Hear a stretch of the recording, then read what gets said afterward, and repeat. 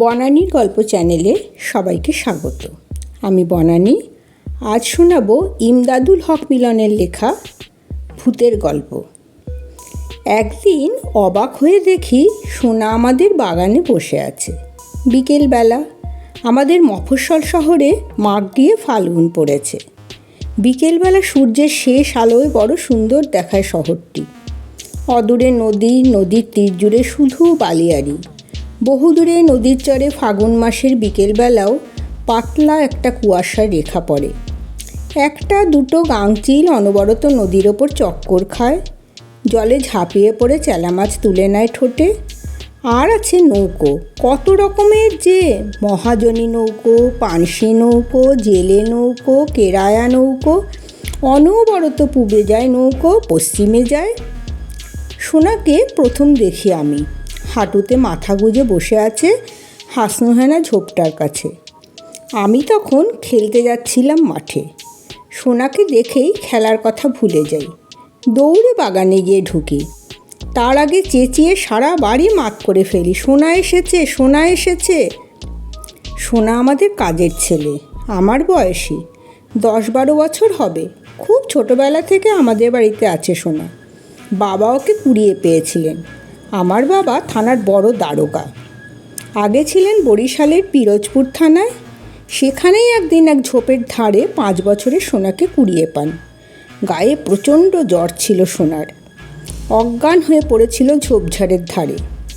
বাবা গিয়েছিলেন ডাকাত ধরতে।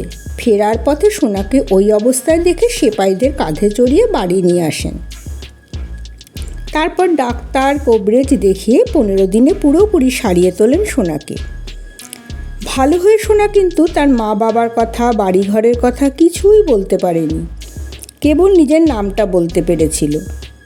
বাবা পরে কাগজে বিজ্ঞাপন দিয়েছেন, হাটে বাজারে ঢোল পিটিয়ে লোকজনকে জানিয়ে দিয়েছেন 5 বছরের একটা ছেলে পাওয়া গেছে, নাম সোনা, হালকা পাতলা গড়ন, গায়ের রং কালো, যার ছেলে সে এসে ছেলেটিকে যেন নিয়ে যায়। সত্যি সোনার গায়ের রং পাকা জামের মতো কালো, কিন্তু সোনার চেহারাটা ভারী সুন্দর। আমাদের এই শহরের সবাই সোনাকে কালো মানিক বলে ডাকে। তো সোনাকে কেউ কিন্তু ফিরিয়ে নিতে এলো না। অনেক কাল কেটে গেল, সোনা রয়ে গেল আমাদের বাড়িতেই। কাজকাম করে, খায় দায়, ঘুরে বেড়ায়। আমার বয়সী বলে সোনার সঙ্গে আমার ভারী একটা ভাব হয়ে যায়। আমি যেখানে যাই এখানেই সোনাকে নিয়ে যাই, খাই, সোনাকে খাওয়াই। সোনা আমায় ডাকে ছোটো ভাই বলে। আমার চেঁচামেচিতে ততক্ষণে বাগানে ছুটে এসেছে সবাই, মা, বাবা, ভাইয়া আর আমাদের বাড়ির অন্যান্য সব লোকজন। বাবা জিজ্ঞেস করলেন, কী রে সোনা, কোথায় ছিলি এতদিন? সোনা কথা বলে না, হাঁটুতে মাথা গুঁজে আগের মতোই বসে থাকে। মা জিজ্ঞেস করলেন, কোথায় ছিলি এতদিন, বাড়ি আসিসনি কেন? সোনা কথা বলে না। ভাইয়া বললেন, সোনা কথা বলছিস না কেন রে? সোনা বসেই থাকে, কথা বলে না, মাথা তোলে না, কারো দিকে তাকায়ও না।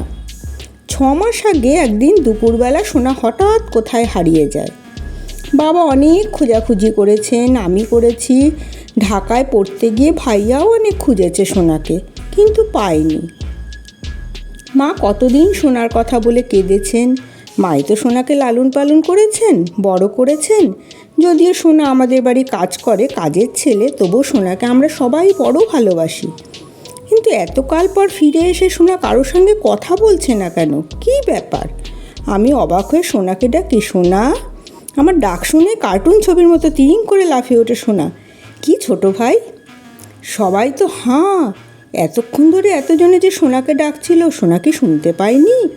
যা হোক, সোনাকে দাঁড়াতে দেখে আমরা সবাই খুশি হয়ে গেলাম। মা খুশি, বাবা খুশি, ভাইয়া খুশি, আর আমার তো কথাই নেই। সোনা চলে যাওয়ার পর আমি বড় একলা হয়ে গিয়েছিলাম।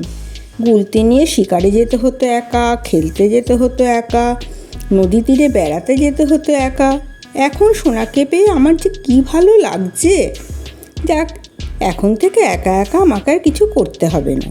আমি তাকিয়ে তাকিয়ে সোনাকে দেখতে থাকি। সোনা আর সে আগের সোনা নেই। সুন্দর চেহারাটা ভীষণ কুৎসিত হয়ে গেছে। গায়ের রং গেছে পাথর কয়লার মতো কালো হয়ে। চোখ দুটো হুলো বেড়ালের চোখের মতো ধকধক করে জ্বলছে। দাঁতগুলো বাঘের দাঁতের মতো চকচকে। সোনার দিকে বেশিক্ষণ তাকিয়ে থাকতে পারি না আমি। বুকের ভিতর কীরকম একটা শিরশির করে ওঠে। মা বললেন, তুই এতদিন ছিলি কোথায় রে সোনা? সোনা চকচকে দাঁত বের করে হাসে, মরে গিয়েছিলাম। মা শুনে হেসে পেলেন, দূর বাদর। বাবা জিজ্ঞেস করলে, তোর শরীর এত খারাপ হয়েছে কেন? সোনা বলে, সত্যি আমি মরে গিয়েছিলাম, শরীর খারাপ তো হবেই। শুনে অবাক, আবার সবাই হাসে, আমিও। সোনা বরাবরই এরকম দুষ্টুমি করতে ভালোবাসে। কত আজগুবি গল্প যে বলতে পারে, হাসতে হাসতে পেটে খিল ধরিয়ে দিতে পারে সবার। এই জন্যে সোনাকে আমার খুব ভালো লাগে। এক সময় আমি সোনার হাত ধরে বললাম, চলো ভেতরে চলো। কিন্তু সোনার হাত ধরতে ইলেকট্রিক শক লাগার মতো শক লাগলো আমার হাতে। চমকে উঠলাম, ভয় পেয়ে মুহূর্তে ছেড়ে দিলাম সোনার হাত। কি ঠান্ডা হাত সোনার, মনে হয় যেন বরফের চাই হাতে ধরেছিলাম। হাত ছেড়ে দিতেই খিকখিক করে হাসে সোনা। ছোট ভাই আমার কথা খুব মনে করতে না? আমি মাথা নিচু করে বলি, হ্যাঁ। সোনা আমার কানের কাছে মুখ এনে ফিস ফিস করে বলে, এই জন্যই তো ফিরে এলাম। ইস, সোনার মুখে কি গন্ধ, বমি আসতে চায় আমার। ঝট করে সোনার কাছ থেকে সরে যাই। ভাবি, সোনার নিশ্চয়ই বিশ্রী কোনো অসুখ করেছিল, এই জন্য মুখে এত দুর্গন্ধ। বললাম, চলো ভেতরে চলো সোনা, কাল তোকে ডাক্তারের কাছে নিয়ে যাব আমি, তোর নিশ্চয়ই খুব অসুখ করেছিল।